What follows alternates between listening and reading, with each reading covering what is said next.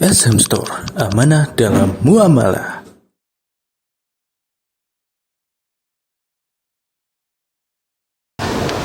Innal hamdalillah nahmaduhu wa nasta'inuhu wa nastaghfiruh wa na'udzu billahi min shururi anfusina wa min sayyiati a'malina.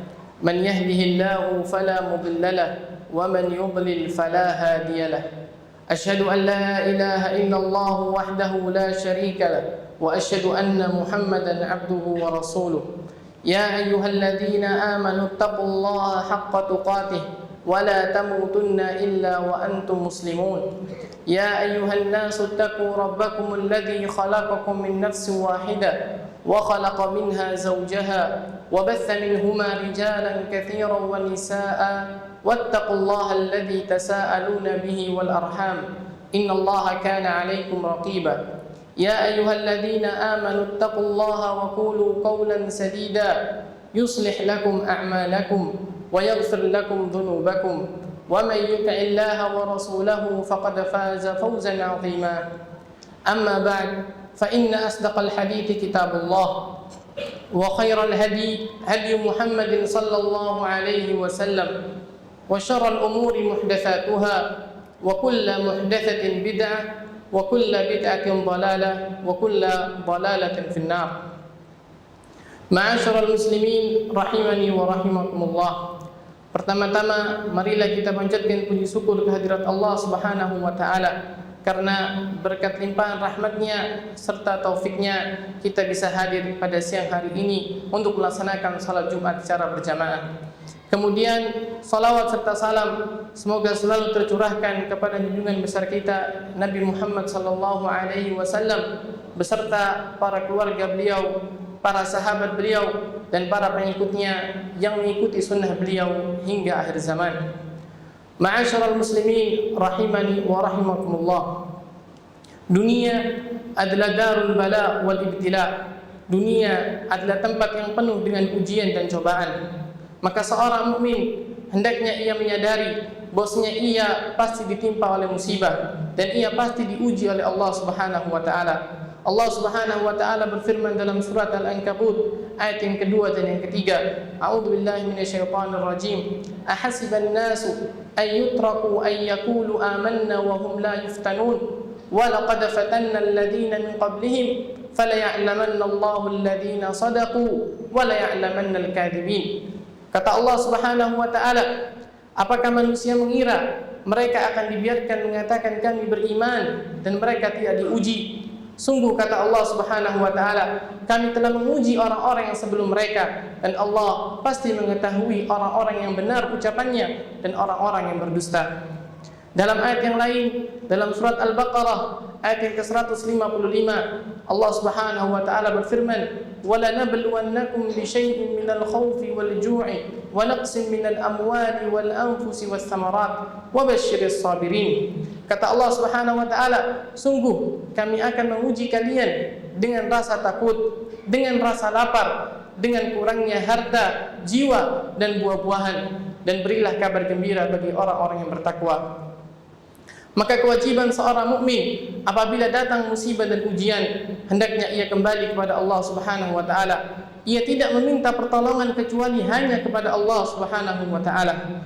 Dan di antara sebab-sebab yang dengannya seorang mendapatkan pertolongan dari Allah Subhanahu wa taala adalah dengan dia bersabar dan mendirikan salat. Allah Subhanahu wa taala berfirman dalam surah Al-Baqarah ayat yang ke-153, Ya ayyuhalladzina amanu ista'inu bis-sabri was-salat innallaha ma'as sabirin. Kata Allah Subhanahu wa taala, wahai orang-orang yang beriman, mintalah pertolongan kepada Allah dengan kalian bersabar dan mendirikan salat. Sungguh Allah Subhanahu wa taala bersama orang-orang yang bersabar. Maka kewajiban pertama bagi seorang mukmin apabila ia ditimpa musibah adalah ia bersabar. Ia bersabar dengan hatinya, tidak marah dan ridha akan takdir Allah. Bersabar dengan lisannya, tidak berkeluh kesah. Bersabar dengan anggota tubuhnya, tidak melakukan hal-hal yang menunjukkan ketidakridhaannya kepada takdir Allah. Dan orang yang bersabar maka akan datang padanya pertolongan Allah. Sebagaimana Rasulullah sallallahu alaihi wasallam bersabda, dalam sebuah hadis sahih yang diriwayatkan oleh Imam Ahmad dalam musnadnya, kata Rasulullah sallallahu alaihi wasallam, "Wa'lam anna an-nasra ma'as sabr wa anna al-faraj ma'al karb wa anna ma'al usri yusra." Kata Nabi sallallahu alaihi wasallam, ketahuilah bahwasanya pertolongan, kemenangan itu akan datang dengan kesabaran, dan setiap kesulitan akan ada padanya jalan keluar, dan setelah kesulitan pasti datang kemudahan. Dan bersabar merupakan sifat orang-orang yang beriman, orang-orang yang benar imannya kepada Allah Subhanahu wa taala. Bukankah Rasulullah sallallahu alaihi wasallam bersabda dalam sebuah hadis sahih yang diriwayatkan oleh Imam Muslim rahimahullahu taala dalam kitabnya, kata Rasulullah sallallahu alaihi wasallam, "Ajaban li amril mu'min, inna amrahu kullahu khair wa laysa dzaka illa lil mu'min. In asabathu sarra'u syakar fakana khairan lah, wa in asabathu dharra'u sabar fakana khairan lah." Kata Nabi sallallahu alaihi wasallam, sungguh mengherankan perkara seorang mukmin, dan semua perkaranya adalah baik, dan itu tidak terdapat kecuali pada diri seorang mukmin. Apabila ia mendapatkan suatu kenikmatan, maka ia bersyukur, dan apabila ia ditimpa musibah, maka ia bersabar. Maka mari kita biasakan diri kita, apabila datang ujian Allah, datang musibah menimpa kita, kita bersabar agar datang pertolongan dari Allah. Kemudian perintah Allah yang kedua kepada orang-orang yang beriman untuk meminta pertolongan kepadanya dengan mendirikan salat. Jangan sekali-kali kita membiasakan diri kita ketika musibah itu datang, ketika ujian datang, kita berkeluh kesah kepada manusia. Kita lupa bahwasanya jalan keluar datangnya hanya dari Allah Subhanahu wa taala. Bukankah Allah Subhanahu wa taala berfirman dalam Al-Qur'an surat An-Naml ayat yang ke-62, "Amman yujibul muttarra idza da'ahu wa yakshifus su' wa yaj'alukum khulafa'al ard a ilahum ma'allah qalilan ma tadhakkarun." Kata Allah Subhanahu wa taala, bukankah Allah yang mengabulkan doa orang-orang yang berada dalam kesulitan, dan Allah pula lah yang menghilangkan kesulitan dan menjadikan kalian khalifah di muka bumi ini? Adakah Tuhan-Tuhan selain Allah yang mampu melakukan demikian? Sedikit sekali kalian mengingat. Dan kalau kita lihat kehidupan Nabi sallallahu alaihi wasallam, maka akan kita dapati bahwasanya Nabi sallallahu alaihi wasallam senantiasa mendirikan salat ketika datang padanya musibah, ketika datang padanya kesulitan-kesulitan. Dalam sebuah hadis yang sahih yang diriwayatkan oleh Imam Ahmad dari sahabat Hudzaifah bin Yaman radhiyallahu taala anhu, Hudzaifah berkata, "Kana Nabi sallallahu alaihi wasallam idza hazabahu amrun faza'a ila as-salah." Kata Hudzaifah, dahulu Nabi sallallahu alaihi wasallam apabila ditimpa kesulitan, maka beliau sallallahu alaihi wasallam segera mendirikan salat. Dan beliau sallallahu alaihi wasallam juga sering menyuruh keluarganya untuk mendirikan salat dikala musibah itu datang.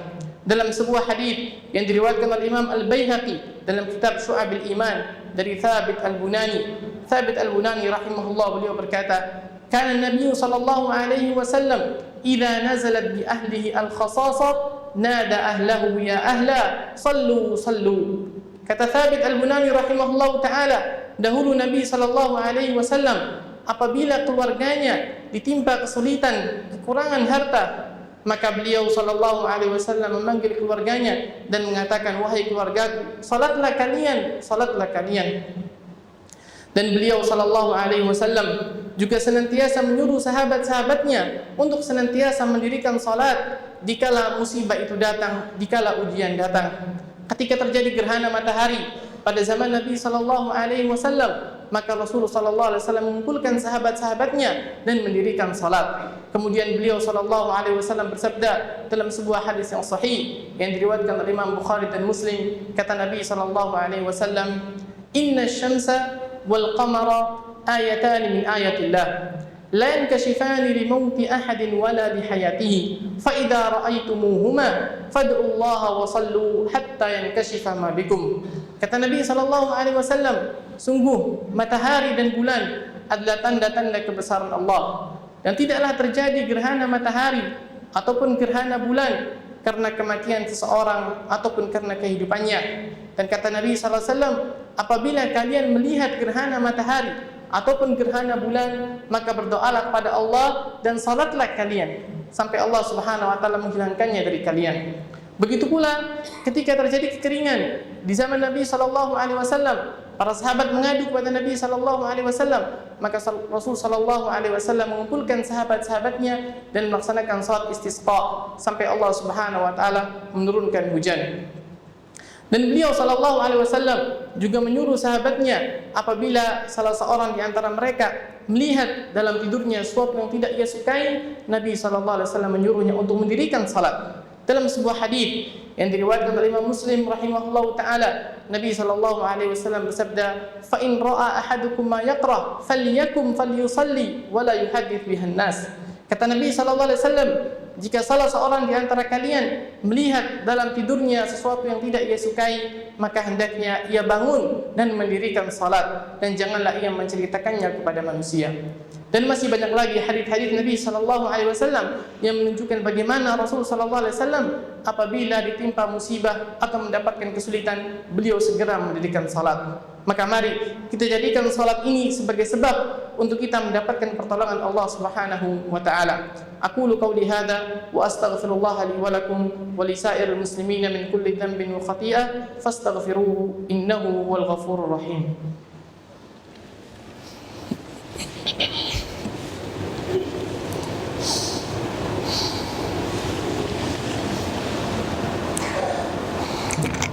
Bismillah wassalatu wassalamu ala rasulillah wa ala alihi wa sahbihi wa man wala, amma ba'd.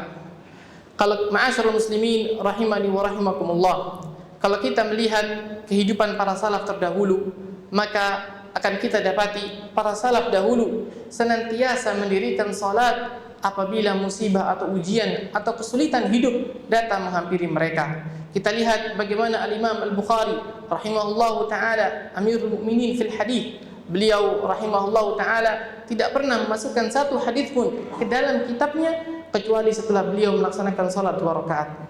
Begitu pula Syekhul Islam Ibnu Taimiyah rahimahullahu taala, apabila beliau membaca suatu kitab kemudian beliau jumpai sesuatu yang tidak beliau fahami, maka beliau segera mendirikan salat.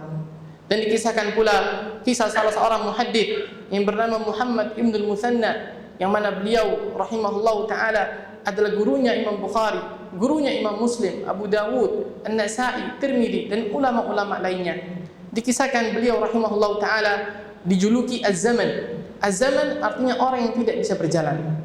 Pada suatu hari dikisahkan ada seorang yang bertemu dengan beliau dan dijumpai beliau sudah berjalan. Maka orang tersebut terheran dan bertanya kepada Muhammad bin Muthanna, bagaimana Allah Subhanahu wa taala mengangkat penyakitmu? Bagaimana Allah Subhanahu wa taala menyembuhkan kakimu? Maka kata Muhammad bin Muthanna, "Kuntu fi lailatin baridah fajathawtu ala yadayya wa rukbatayya fatawadda'tu fa shallaitu rak'ataini wa da'awtu Allah fa qumtu amshi." Kata Muhammad bin Muthanna, pada suatu malam aku bangun di malam yang sangat dingin, aku bertumpu pada tanganku dan kedua lututku, kemudian aku berwudu, kemudian aku salat 2 rakaat, aku berdoa kepada Allah. Maka kata Muhammad bin Muthanna, pada seketika itu pula aku berdiri dan aku bisa berjalan. Kata Az-Zahabi rahimahullahu taala, hadhihi hikayatun sahihah, ini adalah cerita yang benar terjadi. Kita lihat bagaimana Allah Subhanahu wa taala memberikan kesembuhan kepada Muhammad ibn Muthanna ketika ia selesai melaksanakan salat. Ini menunjukkan betapa besarnya pengaruh salat dalam mendatangkan pertolongan Allah. Oleh karena itu, Al-Imam Ibnu Qayyim rahimahullahu taala dalam kitabnya Zadul Ma'ad, beliau berkata, "Fas-salatu min akbaril auni ala tahsili masalihid dunya wal akhirah wa daf'i mafasidid dunya wal akhirah." Kata Ibnu Qayyim, dan salat merupakan sebab terbesar seorang memperoleh kebaikan-kebaikan dunia dan akhirat, dan salat pula merupakan sebab terbesar seorang dihilangkan darinya keburukan-keburukan dunia dan akhirat. Mudah-mudahan Allah Subhanahu wa taala memberikan taufik kepada kita untuk senantiasa bersabar dan mendirikan salat dikala datang musibah dan ujian. Innallaha wa malaikatahu yusalluna 'alan nabi ya ayyuhalladzina amanu sallu 'alaihi wa sallimu taslima. Allahumma salli 'ala Muhammad wa 'ala ali Muhammad kama sallaita 'ala Ibrahim wa 'ala ali Ibrahim. Allahumma barik 'ala Muhammad wa 'ala ali Muhammad كما باركت على إبراهيم وعلى آل إبراهيم إنك حميد مجيد. اللهم اغفر للمسلمين والمسلمات والمؤمنين والمؤمنات الأحياء منهم والأموات إنك سميع قريب مجيب الدعوات اللهم إنا نسألك من خير كله عاجله وآجله ما علمنا منه وما لم نعلم ونعوذ بك من شر كله عاجله وآجله ما علمنا منه وما لم نعلم اللهم إنا نسألك الهدى والتقى والعفاف والغنى ربنا آتنا في الدنيا حسنة وفي الآخرة حسنة وقنا عذاب النار وصل اللهم على نبينا محمد وعلى آله وصحبه وسلم أقم الصلاة